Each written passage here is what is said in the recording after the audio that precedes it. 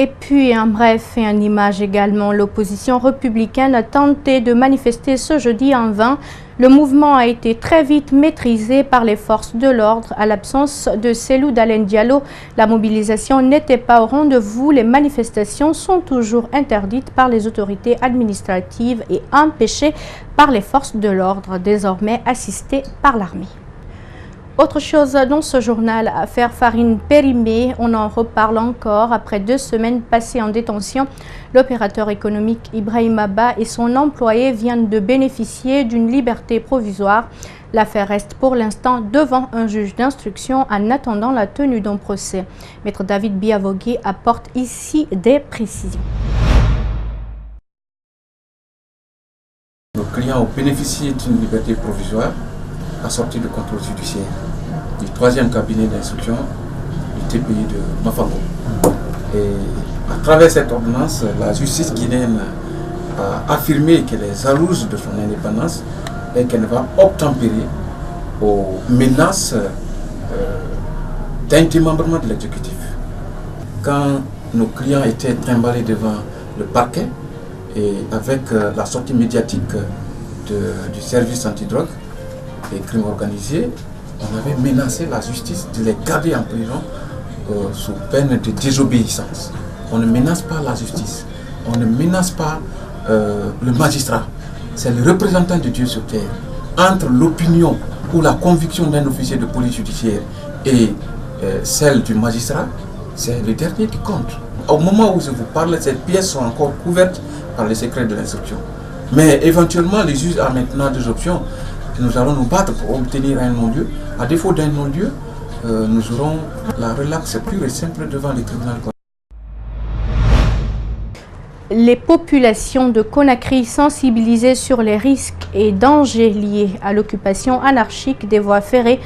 Par cette initiative, la compagnie de bauxite de Kindia CBK invite les citoyens à protéger les installations de la société. La campagne va durer 29 jours. Les explications de Mohamed Amaro Kamara et de Abou Koria Kourouma. Des enfants assis sur les rails sans se douter qu'ils mettent en péril leur vie. Ces comportements qui paraissent pourtant anodins ont interpellé Russal CBK qui a entamé ce mercredi une campagne de sensibilisation sur les risques et dangers liés à l'occupation anarchique de la voie ferrée. L'objectif de la campagne, c'est d'expliquer aux populations riveraines que le chemin de fer n'est pas un lieu de distraction et que ce n'est pas un endroit où il faut jeter les ordures, car les déraillements et les risques d'accident sont très dangereux pour cette population. Et en d'autres termes aussi, nous voulons faire comprendre à l'ensemble de la population guinéenne que la vie des citoyens et leur bien et leur sécurité est important à nos yeux plus que n'importe quel résultat industriel. L'Amicale des jeunes pour la sauvegarde de l'enfance et de l'adolescence, l'ONG qui pilote ce programme de sensibilisation, va déployer des animateurs le long de la voie ferrée du kilomètre 0 au kilomètre 60 dans la localité de Kouria. Ils verront ces animateurs le long de la voie ferrée de Russal CBK leur sensibiliser. Parce que vous n'êtes pas sans savoir que le changement de comportement est un processus à long terme. Raison pour laquelle que nous venons, comme l'a dit les sages, on ne se fatigue pas. On viendra à chaque moment pour leur rappeler que oui, quitter ici, c'est un danger pour vous. Ces occupations anarchiques de l'espace ferroviaire sont observées dans la plus grande indifférence. Dans le quartier Béanzin où la campagne a été lancée, les autorités locales ont salué l'initiative. Vraiment, votre sensibilisation là, l'ONG là est venue à point nommé. On est très content et on vous encourage de continuer à sensibiliser et que pour que les Guinéens comprennent le danger, pour que les Guinéens comprennent ce qui ne va pas, ce qui est bon pour nous. La campagne de sensibilisation se poursuivra jusqu'au 17 décembre avec pour principal but 0 accident sur la voie ferrée.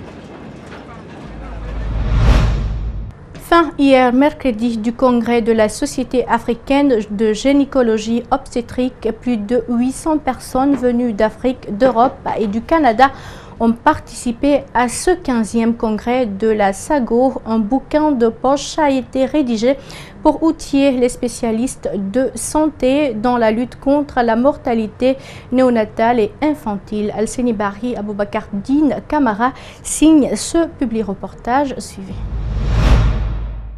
Plusieurs recommandations ont été faites À l'issue de ce 15e congrès de la Société africaine de gynécologie obstétrique et sa filiale guinéenne, il s'agit du repositionnement de la planification familiale, la pratique de la gestion active de la 3e période d'accouchement de façon systématique dans l'ensemble des maternités, entre autres. Considérant le lourd fardeau du cancer du col et du sein sans cesse croissant dans nos populations, la SAGO recommande dans l'ensemble de ces pays membres un programme de dépistage par les méthodes d'inspection visuelle et l'apprentissage des femmes à la pratique de l'autopalpation.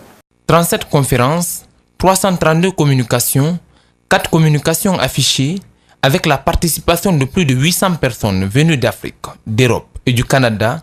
L'événement a été une réussite, souligne le président de la SAGO. Un petit bouquin de poche a été rédigé par la SAGO pour permettre aux prestataires de santé de travailler correctement. En fait, il s'agit de conduite à tenir devant un certain nombre de pathologies graves. La mortalité infantile et néonatale est donc une préoccupation majeure pour tous les pays membres de la SAGO. Il faut à cet effet mobiliser toutes les forces pour relever le défi. Il ne faudra pas compter uniquement sur les professionnels de santé. Il faudra également compter aujourd'hui sur une articulation bien agencée entre le sanitaire et le médico-social pour favoriser la résolution véritable des problèmes, étant donné que les maladies et les grands problèmes de santé n'ont pas seulement que des causes médicales, les causes socio-anthropologiques occupent parfois la place la plus importante. La réponse globale aux questions de recherche que vous vous posez, nécessite un engagement politique fort de la part des États. Le bureau sortant est réélu pour 2 ans. Le prochain congrès se fera en Algérie.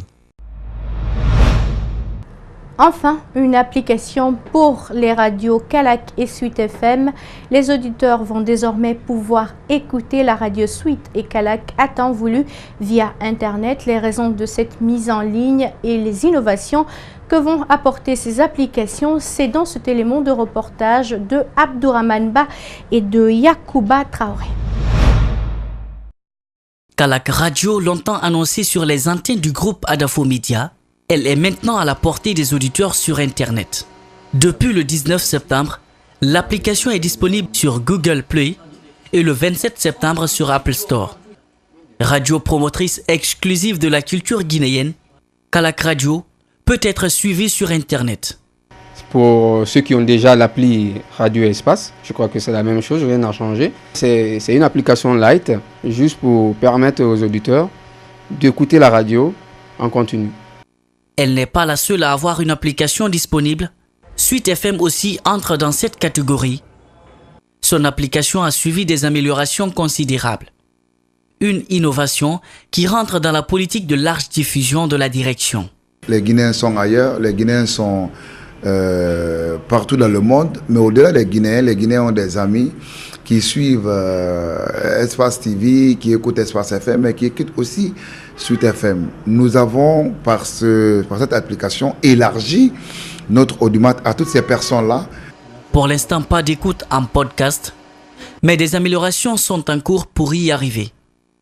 La particularité de ces innovations est qu'on peut suivre Espace TV sur ces applications. Nous jugeons nécessaire de toujours mettre Adafo Media et après les entités de Adafo Media. C'est pour cela que vous voyez dans chaque application apparaît comment on appelle le lien, le pouch de Espace TV dans l'appli. Comme ça, pour celui qui est habitué à basculer entre les deux fenêtres. Avec ces applications, c'est un offre de soulagement pour les fidèles auditeurs et téléspectateurs qui sont dans les zones reculées ou à l'étranger.